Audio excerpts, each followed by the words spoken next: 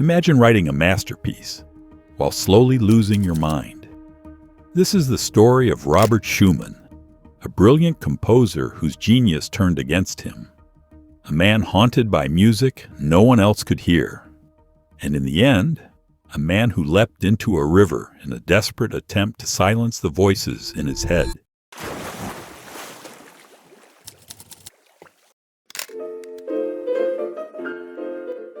In the mid-1840s, Schumann was already an established name in the Romantic music world.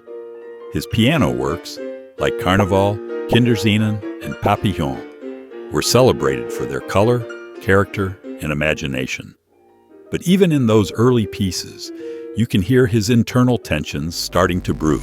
Schumann often said his music came from two characters inside him, Florestan and Eusebius.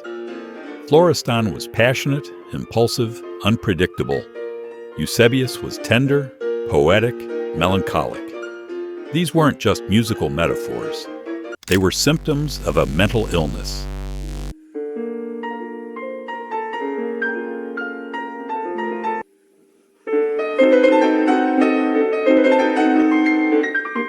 By 1845, Schumann's symptoms worsened. He began hearing things, sounds that didn't exist. It started with the note A ringing constantly in his ears. Then it evolved into full musical hallucinations. At times, he heard complex orchestral music. Other times, he heard heavenly choirs, or terrifying, dissonant shrieking. Doctors didn't understand what was happening. Some suspected melancholia. Others prescribed cold baths or isolation. Some even bled him. And yet, in this storm, Schumann began work on his Symphony No. 2, one of the greatest symphonies ever written, born from the depths of Schumann's madness. The Second Symphony begins with a chorale, a noble brass statement that seems to stand tall against the darkness. Many hear heroism in those opening bars.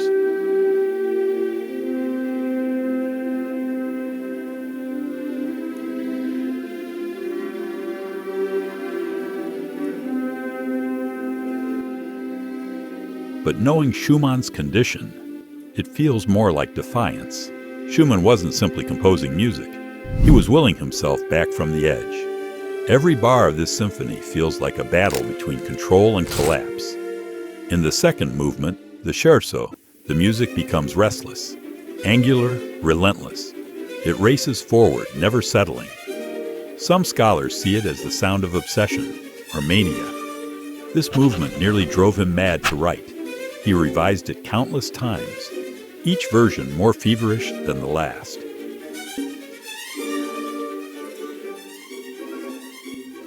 But it's the third movement, the slow adagio, that reveals the deepest pain. Here, the storm quiets. The violins sing a long, aching melody over hushed harmonies. It's not grief, it's weariness. As if Schumann is laying down his arms and letting the sadness wash over him. This truly was a masterpiece. When he finally finished the symphony, Schumann collapsed. Clara wrote in her diary that he couldn't sleep for weeks.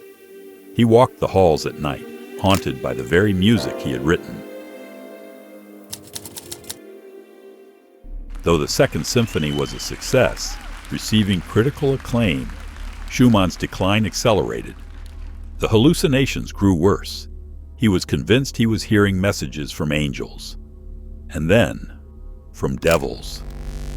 He began writing down melodies he said were dictated to him from above.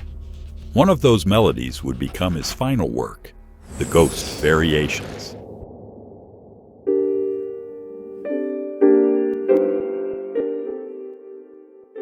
But what Schumann didn't realize was that he had already written that theme years earlier. It wasn't divine.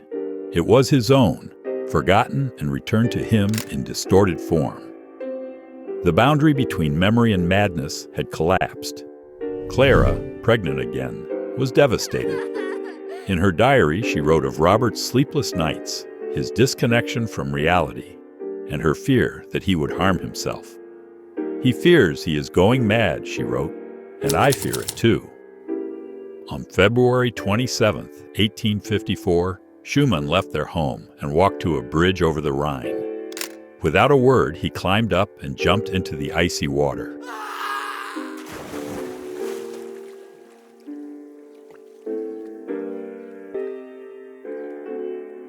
Fishermen pulled him out. Even then, he tried to fight them off, desperate to return to the current. The music in his head finally took control of him.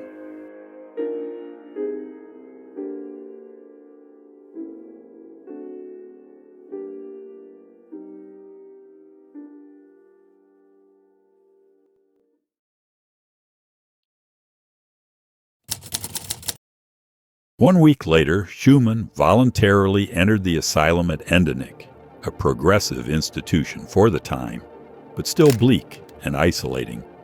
His behavior worsened. He stopped recognizing friends. He screamed in the night. He played the piano furiously, then not at all. Clara was forbidden to visit. Doctors feared seeing her would disturb him. For nearly 2 years she waited, wrote letters, raised their children, composed, performed, and grieved. Finally, she was granted permission to see him.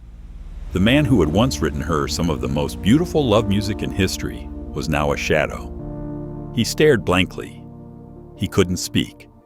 She fed him jelly and wine, and he licked it from her fingers. The next day, he died. He was 46 years old.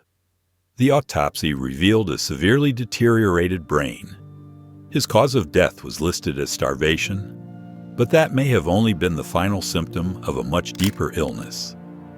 Today, experts believe he may have suffered from tertiary syphilis, worsened by mercury treatment and complicated by severe bipolar disorder. Robert Schumann's life reads like a tragic novel. A man of immense sensitivity, a believer in beauty, love, and imagination. A composer who captured dreams and nightmares in equal measure. Clara survived him by 4 decades. She championed his music, edited his manuscripts, and carefully curated his legacy. But even she couldn't bear some of the late works. The ghost variations frightened her. She tried to suppress them, fearing people would see not Schumann the genius, but Schumann the madman. Yet maybe those late works, strange, fragmented, unsettling, show us something no polished composition ever could: the raw human cost of genius, the price some pay for beauty. Symphony No. 2 isn't just music. It's a chronicle of a battle, a monument to a man who fought his mind with melody and harmony, and lost. But in that loss, he left us something eternal. Art isn't always born from peace. Sometimes it's born from pain. And sometimes the loudest symphonies are the ones written deep inside the mind. Which composer's story should we tell next? Tchaikovsky, Berlioz, Mahler? Subscribe for more haunting true stories from the world of classical music.